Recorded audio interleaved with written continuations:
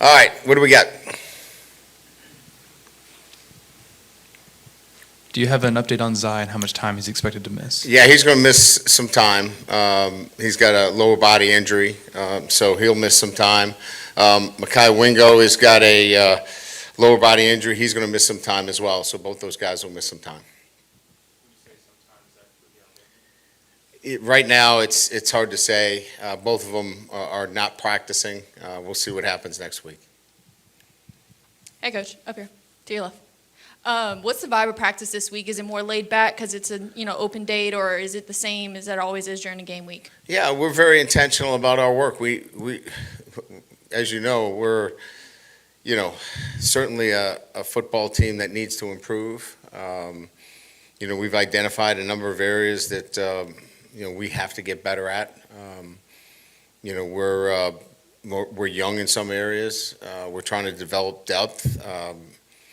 There are some players that are going to get an opportunity to compete that have not played a lot of football. So there's a lot of work over these next couple of days that our team needs these practice days, and we're taking full advantage. Now, we understand that you need some active recovery as well. And like everybody else in the country, we'll get out and do some evaluations, use some of our evaluation days. But clearly, this is not a, check the box, run around, camp 7-on-7. I mean, we need to get better. Hey, Coach. Obviously, you're very familiar with a guy like Tommy Reese. When you were first coaching with him, and he was even when he was a quarterback, and as the quarterback's coach, what made you think that he could be a good offensive coordinator? Just a very, I think, insightful, smart, intuitive football person. I mean, he knows the game. But look,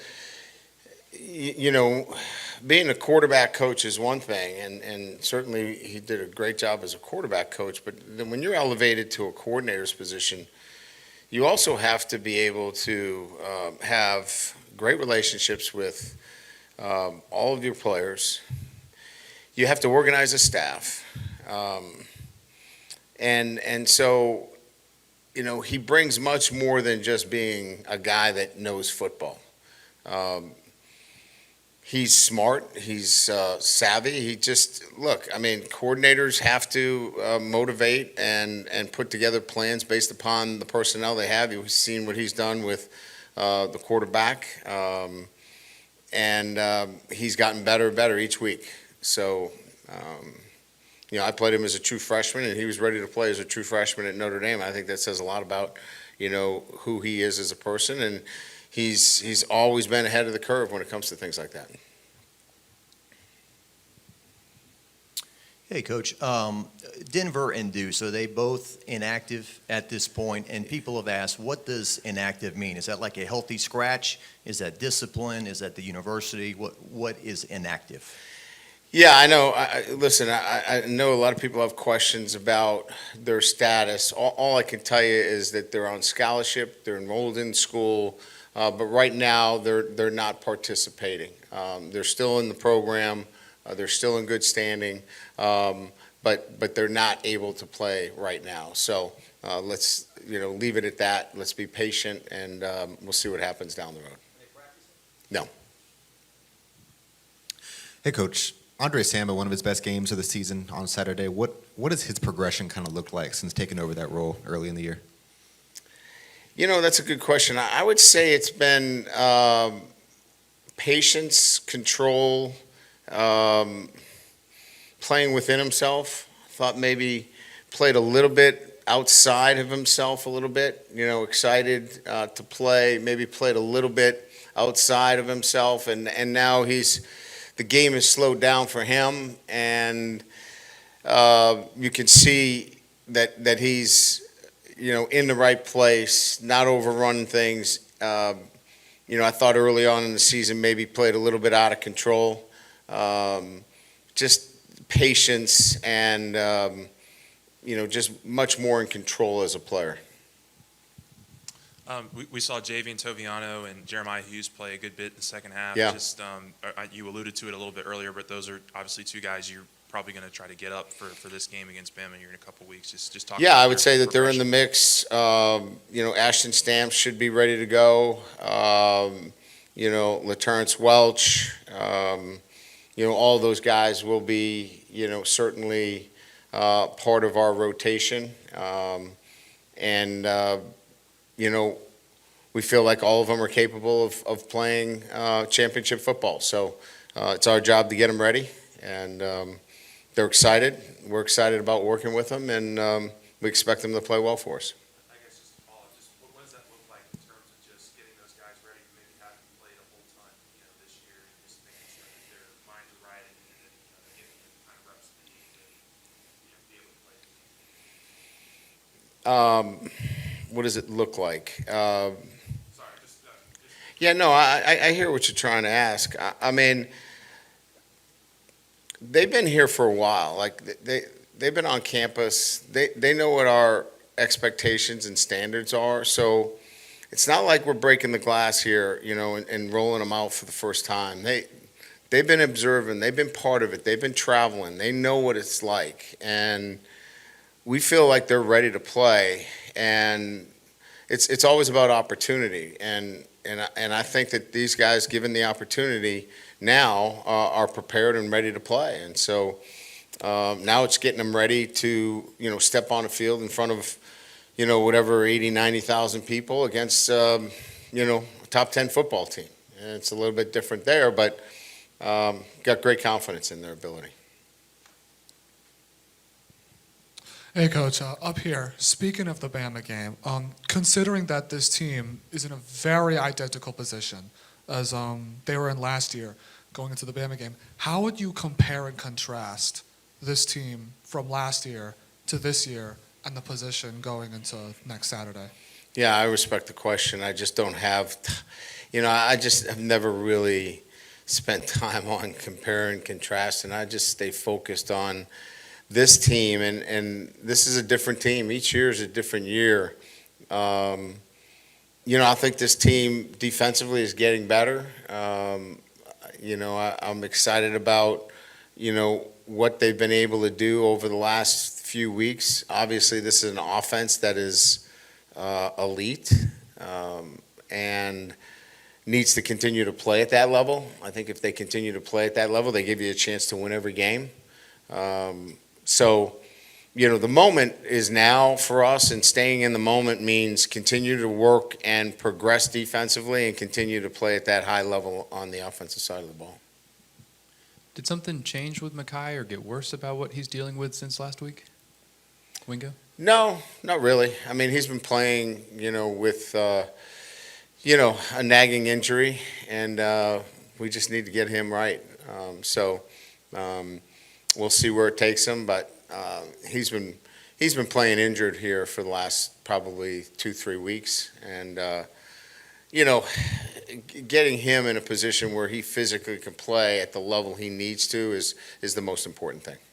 And as y'all try to figure out exactly what cornerback's going to look like for the Bama game and then moving forward, of course, as well, just what kind of progress are you seeing in terms of the whole secondary playing the ball in the air and getting better in that regard?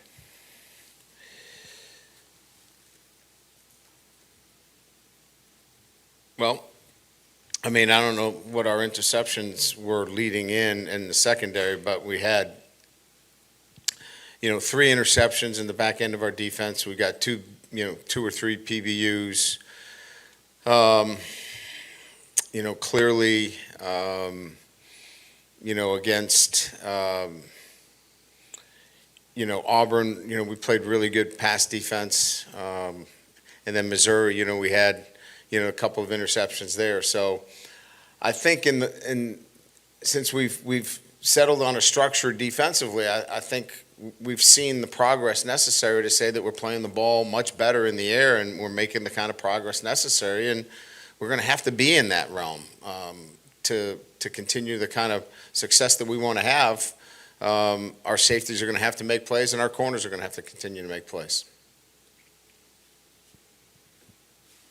Hey, Coach, I know you've talked about, you learned that when you coach in the SEC, every game is so tough to win and whatnot. But after you walked away from that game last year, LSU Alabama, did you kind of walk away with something like, oh, this is special, or this is different when these two teams get together and they play? Oh, yeah, there was no difference. And there was a huge difference in terms of just the atmosphere, playing Alabama, the week, going into it. It was what it was, it lived up to the hype. Let's put it that way, certainly. And there'll be a lot of it, leading into this game. Our guys clearly know who the opponent is, what the game means, especially for us with a loss already in the conference in the West. So, we know what it means in that respect, but it's also Alabama. So, it definitely has a rivalry, big game feel. There's no doubt. Ryan, a lot of people, us in the media, fans, probably were writing you guys off after a second loss, and then you've played maybe better and better the last 3 games. Has confidence come back? Was it ever lacking? Is that ever changed? What component of the way you guys are playing right now is that for you? And what do you see in this team? I just think that there were so many factors involved here. I think I've said it, a number of times. I think our structure needed to, be clearly defined. I think, putting the pieces together in a manner that allowed our guys to trust each other, do their jobs as 1/11th of the group, allowed us to build confidence as a group. And then you got to make some plays, right? We made some plays, and it had spilled on. It has, obviously gave the guys and the unit more confidence, and you get confidence by making plays, and they hadn't made a lot of plays, quite frankly. So structure, trust, and making plays, I think those 3 components coming together has allowed this defense to play better. Now, again, we have a long way to go. I mean, we're going to play some really good football teams with certainly Alabama, Texas A&M, Florida, and Georgia State's a pretty darn good football team as well. So we still got some work in front of us. To really have this conversation right now is a little bit premature, but we're making the progress necessary. And then our offense has to continue to excel at the highest level, because they're going to play some really good defenses too. So all we know is that we got 4 games left, and we put ourselves in a position. Now we got to see where we are over the last month. After you had a chance to go back and look at the tape, what did you notice about your offensive line and the way they played in the absence of Emory Jones, and really the growth that you've seen from them since you came here and where the offensive line stood last year till now? Yeah, I think it's probably much more about consistency and performance than it is any one individual. They're really confident in what they're doing and how they're doing it. They communicate really well. They pass off stunts. They work combinations really well. They just work as 5 really well. And even when you take an Emory Jones out of it, Hurd steps in there, and it almost seems as like, he's been there for a while, and he's just a true freshman stepping in. But I think it's really about the 5 guys working together more than anything else as a unit than any one individual guy standing out. Good? All right. Thanks. Appreciate it.